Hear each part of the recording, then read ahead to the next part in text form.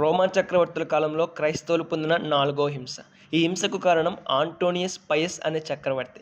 ఇతను క్రీస్తు శకం 138లో చక్రవర్తిగా అయ్యాడు. ఇతని పరిపాలన కాలంలో సంభవించిన హతసాక్షి మరణాలన్నిటిలో అపోస్తలుడైన యోహాను యొక్క శిష్యుడు, స్మరణ సంఘమునకు విచారణకర్త అయిన వృద్ధుడైన పాలికార్పు మరణము మిక్కిలి ప్రసిద్ధమైనది. స్మరణలో ప్రాంతీయ అల్లర్లు, హింసలు చెలరేగుటచే 12 మంది క్రైస్తవులను అక్కడికక్కడికే దోషులని తీర్పు తీర్చి మరణదండన విధించారు. మిగిలిన క్రైస్తవులందరినీ క్రూర మృగాలకు ఆహారంగా వేశారు. పాలికార్పును ఎంత బెదిరించినా సరే తన విశ్వాసమును అతను విడిచిపెట్టలేదు. క్రూర మృగములకు తీసుకొని రావడం ఆలస్యం అవడం వల్ల కట్టెలను పేర్చి దహించుటకు ప్రయత్నం చేస్తూ ఉండగా అతనే తన బట్టలను విడిచిపెట్టి అగ్నిగుండంలో దూకేశాడు.